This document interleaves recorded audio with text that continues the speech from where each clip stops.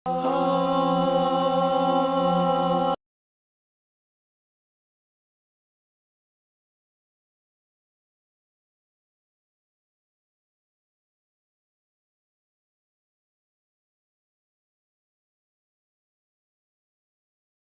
باللہ من الشیطان الرجیم بسم اللہ الرحمن الرحیم الحمدللہ رب العالمین والصلاة والسلام علی محمد وعلی آلہ الطیبین الطاہرین واللعنۃ الدائمۃ علی اعدائہم اجمعین اما بعد فقد قال رسول اللہ صلی اللہ علیہ وآلہ حسین منی وانا من الحسین احب اللہ من احب حسین۔ محترم سامعین کرام، جب سید الشہداء نے مکہ کو چھوڑنے کا ارادہ کیا تو اتنے میں حاکم مکہ کی جانب سے ایک خط امام حسین علیہ السلام کو موصول ہوا کہ جس میں اس نے کہا کہ مجھے اطلاع ملی ہے کہ آپ عراق کی طرف جا رہے ہیں اور میں آپ کو مسلمانوں کے درمیان اختلاف اور افتراق پیدا کرنے سے روکتا ہوں اور اللہ کی پناہ میں دیتا ہوں۔ مجھے آپ کی ہلاکت کا خوف ہے اور میں عبداللہ ابن جعفر اور یحییٰ ابن سعید کو آپ کے پاس بھیج رہا ہوں اور آپ ان کے ساتھ میرے پاس آ جائیں، آپ کے لیے امان بھی ہے اور دوسری بھلائیاں بھی ہیں۔ امام نے خط پڑھ کر اس کا جواب میں تحریر فرمایا کہ اما بعد فإنه لم يشاقق الله ورسوله من دعا إلى الله عز وجل وعمل صالحا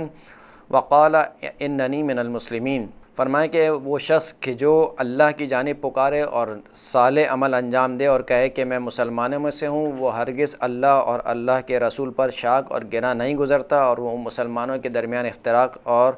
اختلاف نہیں ڈالتا۔ وقد دعوت إلى الإيمان والبر والصلة فخير الأمان أمان الله ولن يؤمن اللہ یوم القیامت من لم یخفه فی الدنیا فنسأل اللہ مخافة فی الدنیا توجب لنا امانہ یوم القیامہ فإن كنت نویت بالکتاب الصلة وبر فجزیت خیرا فی الدنیا والآخرة والسلام۔ امام نے فرمایا کہ تم نے مجھے امان کی طرف پکارا ہے، یعنی تم نے یہ کہا ہے کہ اگر آپ میری طرف آ جائیں تو میں آپ کو امان دوں گا اور آپ کے ساتھ نیکی کروں گا اور آپ کے ساتھ جو ہے وہ اچھا برتاؤ کروں گا۔ تو امام نے فرمایا کہ سب سے اچھی جو امان ہے، جو پناہ ہے، وہ اللہ کی پناہ ہے، اور خداوند کریم قیامت کے دن اس شخص کو پناہ نہیں دے گا کہ جو دنیا میں اللہ سے نہ ڈرتا ہو۔ پس ہم اللہ سے دعا کرتے ہیں کہ خداوند کریم ہمیں دنیا میں اللہ سے ڈرنے والا قرار دے تاکہ قیامت کے دن ہم اللہ کی امان میں ہوں۔ بس اگر تم اپنے اس خط سے چاہتے ہو کہ میرے ساتھ بھلائی کرو تو خداوند کریم تمہیں دنیا اور آخرت میں جزا دے۔ یہ کہہ کر امام جو ہے وہ آگے بڑھ گئے، لیکن جو والی مکہ کے سپاہی تھے انہوں نے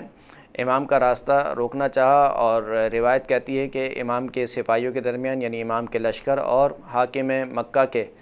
سپاہیوں کے درمیان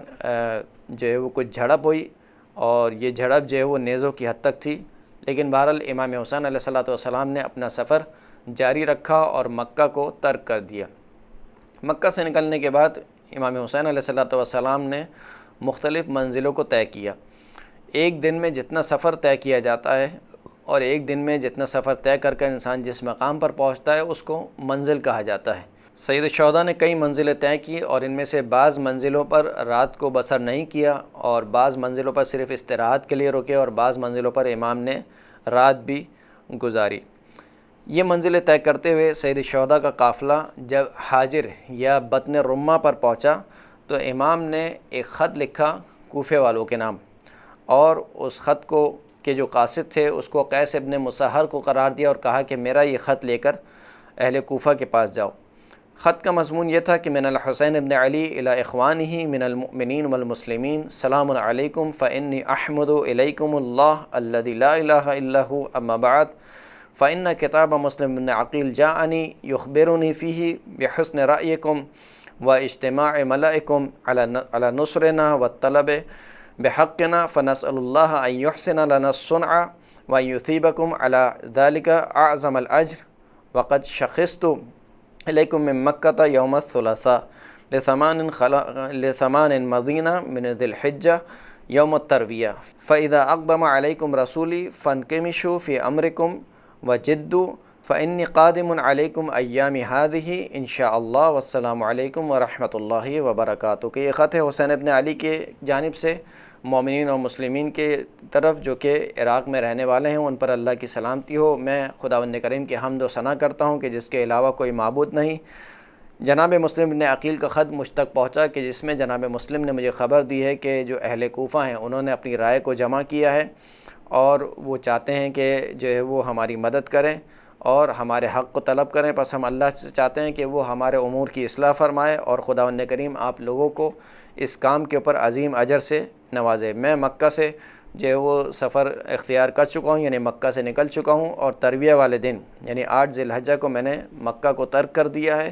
بس جب میرا قاصد یہ تم تک پہنچے تو اپنے کام میں سرعت کے ساتھ جد و جہد کرتے رہنا، اور انشاءاللہ میں انہی دنوں میں تمہارے پاس پہنچ جاؤں گا۔ یہ خط دے کر امام حسین علیہ السلام نے قیس ابن مصاہر کو بھیجا، اور جب ابن زیاد کو معلوم ہوا کہ امام حسین علیہ السلام نے مکہ کو چھوڑ دیا ہے، وہ عراق کی طرف آنا چاہتے ہیں، تو ابن زیاد نے قادسیہ کی جانب حسین ابن نبیر کی سربراہی میں پہرے لگا دیے، اور یہ پہرے کافی دور تک لگائے، یہاں تک کہ جب قیس ابن مصاہر قادسیہ پہنچے تو ابن زیاد کے سپاہیوں نے قیس ابن مصاہر کو گرفتار کر لیا، اور جیسے ہی قیس ابن مصاہر نے دیکھا کہ ان کو گرفتار کر لیا گیا ہے، تو قیس ابن مصاہر نے امام حسین علیہ السلام کے خط کو ٹکڑوں میں تبدیل کر دیا۔ قیس ابن مصاہر کو پکڑ کر ابن زیاد کے پاس لے گئے، اور جو خط کے ٹکڑے تھے وہ بھی ابن زیاد کو پیش کیے کہ یہ حسین ابن علی کا جو ہے وہ قاصد ہے اور خط لے کر آیا ہے۔ پوچھا کہ تم کون ہو؟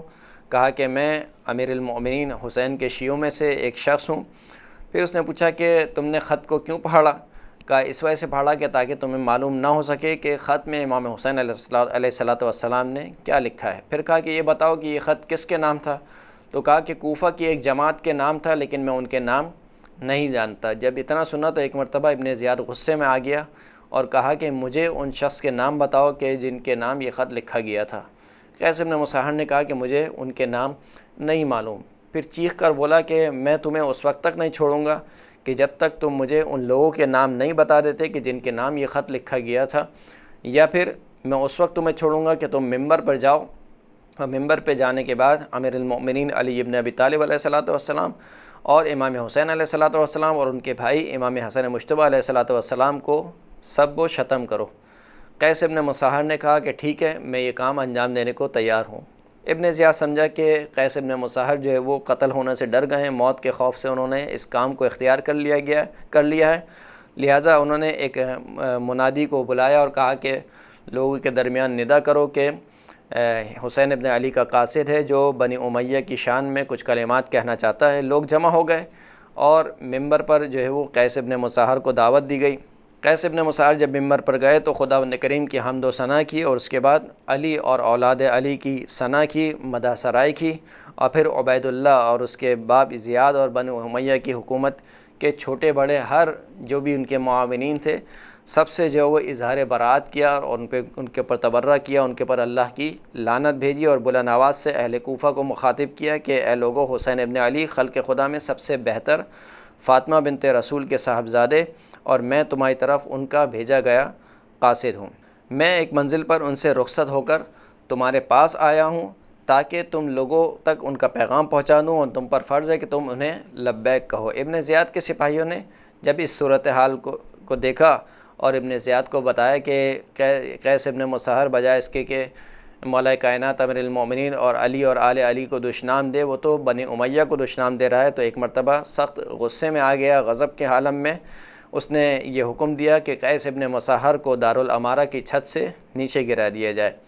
ابن زیاد کے حکم کے مطابق قیس کو جو ہے وہ دارالامارہ کی چھت سے نیچے پھینک دیا گیا، اور جب امام حسین علیہ السلام کو اس واقعے کی اطلاع ملی تو آپ کی آنکھوں میں آنسو جاری ہوئے، اور آپ نے ارشاد فرمایا کہ اللہم اجعل لنا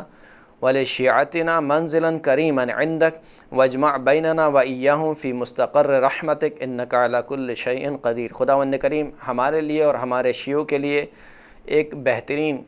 اپنے پاس ایک بہترین منزل قرار دے، اور ہمیں اور انہیں تو اپنے پاس اپنی رحمت کی جگہ پر جمع فرما، بے شک تو ہر چیز پر قادر اور قدرت رکھنے والا ہے۔ جب قیس ابن مصاہر کو دارالامارہ کی چھت سے گرایا گیا تو قیس ابن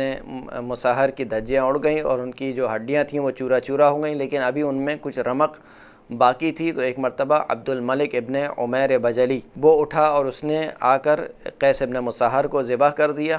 اور جب اس سے پوچھا گیا کہ تم نے یہ کام کیوں انجام دیا تو کہا کہ میں قیس ابن مصاہر کو عذاب سے نجات دلانا چاہتا تھا، یعنی اس نے محسوس کیا کہ قیس اگر اسی حالت میں رہے تو بہت تکلیف دہ حالت میں ہوں گے، لہٰذا اس نے قیس ابن مصاہر کو ذبح کر دیا۔ اور ایک روایت کے مطابق عبداللہ ابن یقطر نے جناب قیس ابن مسہر کو ذبح کیا۔ وآخر الدعوانا ان الحمد للہ رب العالمین۔